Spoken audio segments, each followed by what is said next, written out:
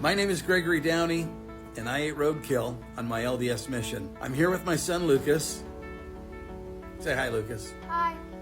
And Lucas has been asking me for about a week to make a video telling this story. Yep. So here we are.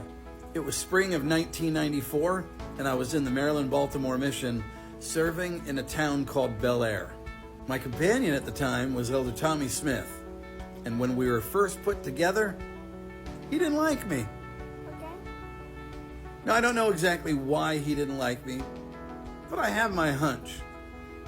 That's not an important part of the story. But the fact is, we just didn't have good energy in the companionship, and there wasn't unity. So I knew that I needed to do something to fix it. I wasn't sure what, but I prayed and asked God what I should do, and the answer came. Now, on the day that it happened, we decided to go proselyte, which is to go knock on doors and contact people, out in an area near the Susquehanna River in northeastern Maryland. It was a warm day, we had knocked a lot of doors, and we weren't having much success, so I suggested that we go home and eat dinner. Now, keep in mind, it was the end of the month, and I was a little bit low on money. We're on our way back to our car and walking down the highway when I came upon a lump, a brown furry lump on the side of the road.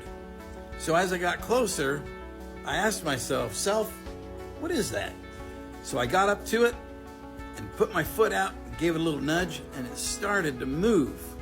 Turns out it was a cottontail rabbit. So I turned to Elder Smith and I said, "Hey, let's go back to that farmhouse and get a bag." And he looked at me and said, "Wait a minute, what are you planning to do?" And I said, "I'm going to get that rabbit." And he said, "No, you're not." And I said, "Yeah, I am." The fact is, it was the end of the month, I was running low on money, and that was a gift from God.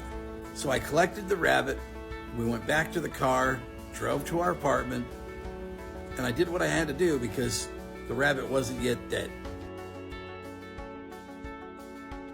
Fortunate for me, some previous missionaries had left behind some stovetop stuffing, seasoned breadcrumbs, frozen broccoli and cheese sauce, and boxed mashed potatoes. Oh, and a can of Ecto Cooler High C. Everything I needed to make a perfect meal. So having grown up hunting a lot of rabbits, I dressed the rabbit in the sink, took all the bones out, cut it up into cutlets, breaded it, fried it, made the stuffing, the broccoli, the mashed potatoes, put it on plates, and set it out to serve. And as we sat down at the table, I looked over and I said, "Elder Smith, would you bless the food?" And I put my head down and folded my arms. And he started to chuckle and said, "How can you not like a guy that gets you to eat roadkill?" And I looked up and said, "Correction, Elder, it's road main. It wasn't quite dead." And I put my head back down, folded my arms, and waited for him to say the blessing on the food. And so he did. He said the blessing on the food, and from that moment on, we were thick as thieves because, hey, who else could ever say that they were the missionaries that ate roadkill? And we became legends in the mission, and that story was told throughout the mission for years to come. And my kids love it every time I tell the story when we have missionaries over for dinner.